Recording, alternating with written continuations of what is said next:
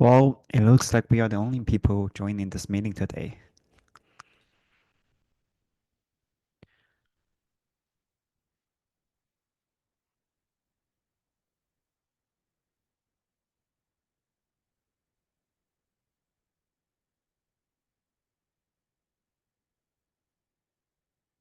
I do have an agenda item to talk about the Golang and the components in the Bike Alliance tooling update. And without the host, should I just proceed or should we wait for another minute or two? I think since we only have one agenda item, it's fine to get started. Cool. All right. Let me try to share my screen.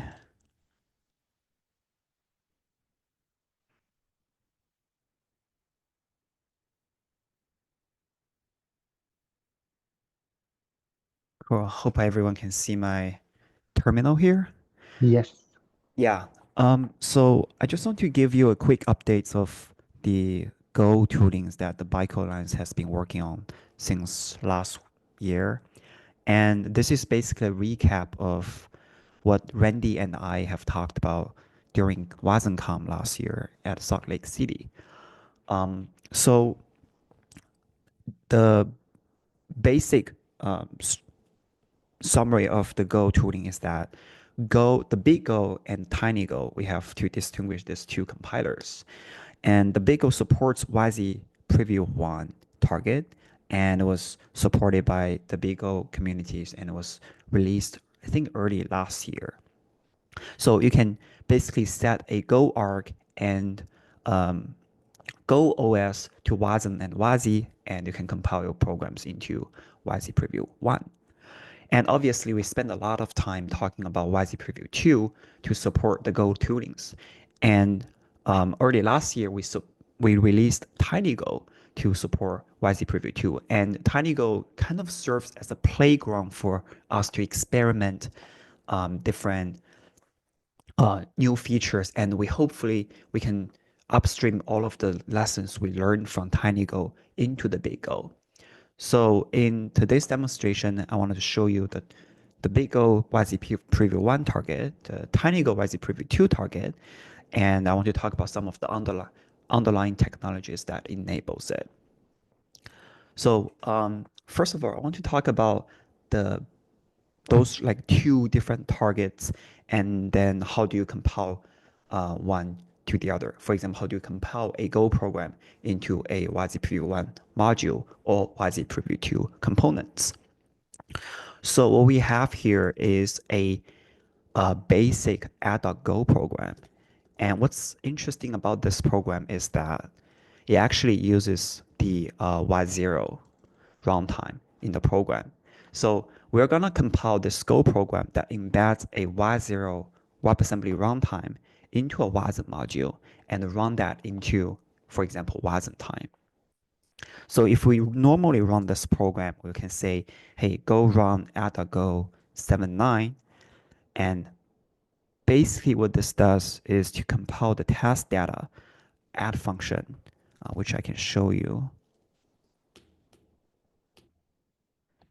into a WebAssembly module and use Y0 to execute it. And we can also do go OS equal to YZ preview 1 and the go arc equal to 0. And so what this does is to compile this host Go program, including Y0, into a YZ preview 1 module and run this module to run the Wasm module, the add function, and output the result. So this is kind of like we call it inception program in the talk. And we can also do TinyGo run. Let me just get the right spell.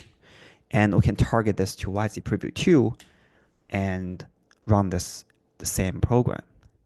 So I guess what's interesting about this program is we're compiling Y0 into YZ preview 2 and use YZ preview 1 to run this program and add to 7.9 and output to the terminal. So all I want to show you here is that it all just works.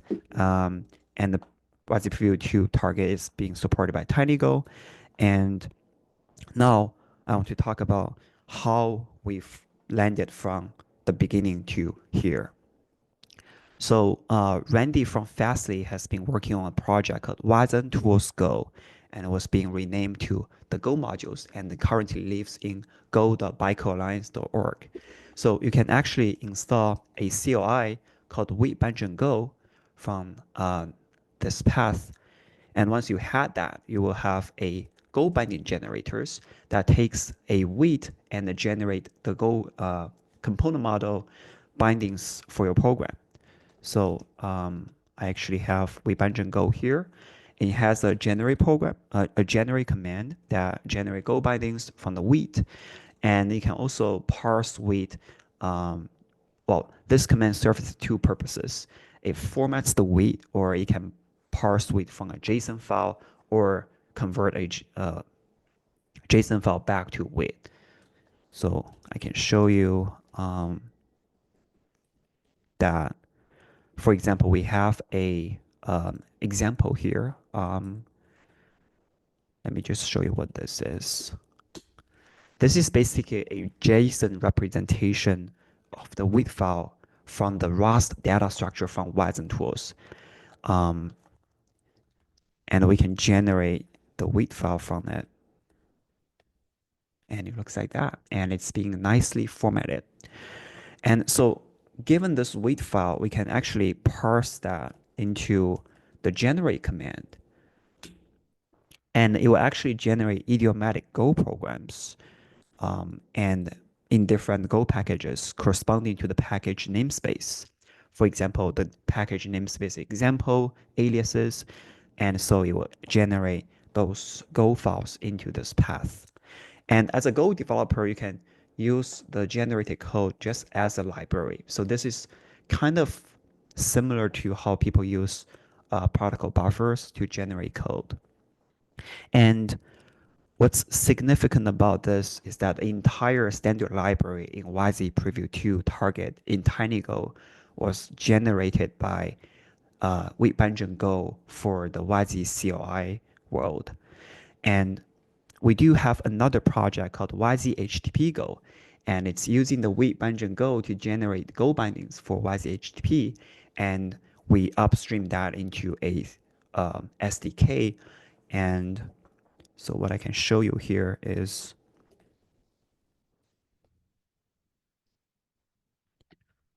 if you have a normal Go program that uses NAT HTTP, you can define, the handler functions, and it uses just like a idiomatic Go program, with one exception where you just have to import this YZ HTTP Go YZ HTTP package, and it changes the default HTTP handling to YZ HTTP. So I can actually serve this Wasm module and can curl it, and it works. So yeah, basically those are the simple demos I want to show you.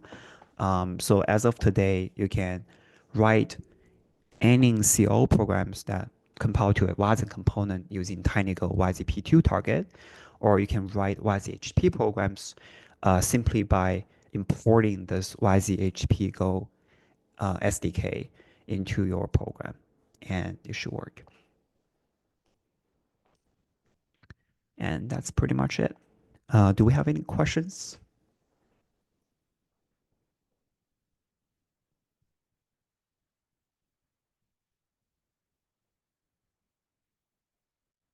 Awesome. I do want to say like a quick update for the Wasm Go since our last presentation at WasmCon. And at WasmCon, we said the Wasm Go CLI has to rely on an external Wasm tools binary in your system. But we did a work to embed a WAS0 runtime into Wasm Go, and we compiled Wasm tools into a Wasm module, and we embed that Wasm module into the Go code. So now we're just embedding the entire Wasm modules into the Bitbungeon Go, so you don't have to have external like binaries or shell out CLIs in your systems, and it all just works. And this also reduce the frictions of what kind of versions do we want to install, like Wasm tools in the system, what kind of versions do you want to use with Bitbungeon Go. So now this problem is solved. One request that I'll have is to include the links to the project in our meeting notes. Great, I will do that.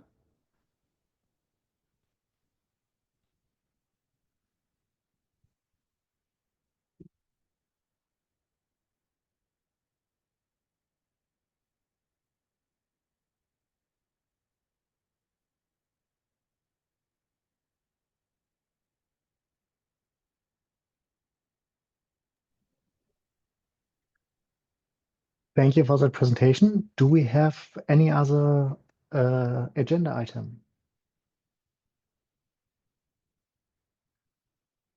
No agenda items, but I do have news items.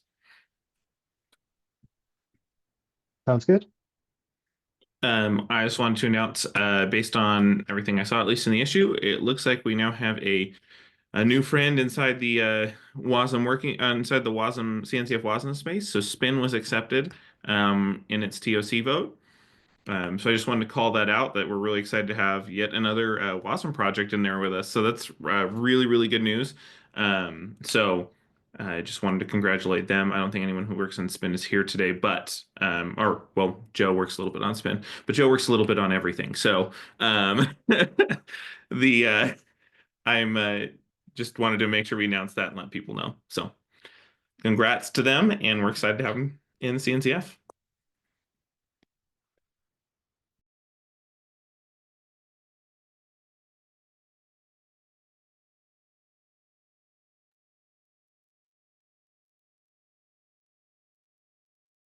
If there's no more last minute item to the agenda, then it was a pretty quick call today. Thanks again, Joe. And I think Awesome. that's it Thank for you. today. Awesome. See you. See y'all.